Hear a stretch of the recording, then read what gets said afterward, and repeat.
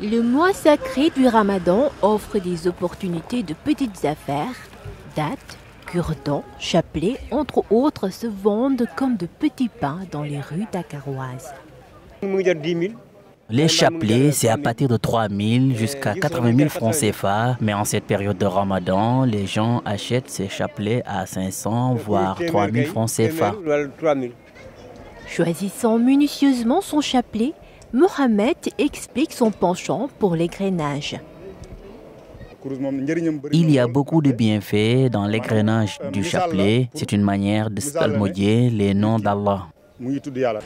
Jeûner, c'est également utiliser le cure-dent, appelé siwak en arabe. Ce bâtonnet est aussi le compagnon favori de plusieurs jeûneurs.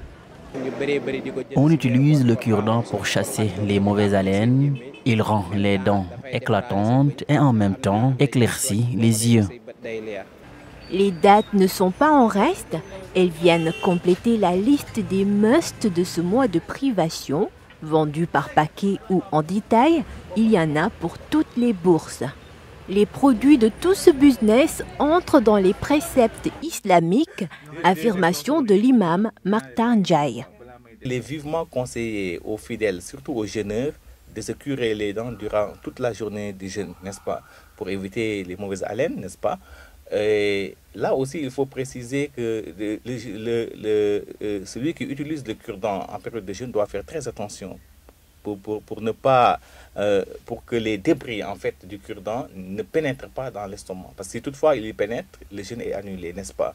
Donc il doit faire très attention pour ça. Mais pour vous dire en grosso modo que les jeunes, l'usage du cure-dent est très apprécié chez les musulmans, surtout en période de Ramadan. Pour ce qui est du chapelet, en fait, je dirais que c'est tout simplement un instrument de comptage. C'est un instrument de comptage que les gens utilisent souvent pour ne pas se tromper. Parce que quand tu fais des invocations avec un nombre élevé, en fait, n'est-ce pas, par exemple, tu fais des astaghfirullah 1313 ou bien 1400 ou bien 1700, ça dépend. Pour ne pas se tromper, souvent, on utilise le chapelet. Et il y a certains aussi qui l'utilisent pour faire les barrières du salat, c'est-à-dire après la prière, on dit de faire 33 subhanallah, 33 Allahu Akbar, 33 alhamdulillah. Donc souvent, il y a des gens qui ne peuvent pas le faire avec mentalement. Ils sont obligés d'utiliser ce chapelet pour le faire, n'est-ce pas? Et les chapelets sont souvent visibles chez ceux qui pratiquent l'islam confrérique, parce qu'il y a des wazifas, des dogmes qu'ils font après la prière du matin et de Maghrib, n'est-ce pas?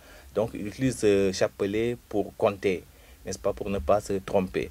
Et l'usage du chapelet est très visible pendant le Ramadan. Vous voyez les gens, en fait c'est un signe de dévotion, n'est-ce pas, de recueillement, surtout pendant le Ramadan. Et les dates sont prisées pendant le Ramadan parce que c'est un fruit vraiment que le prophète Mohammed nous recommande.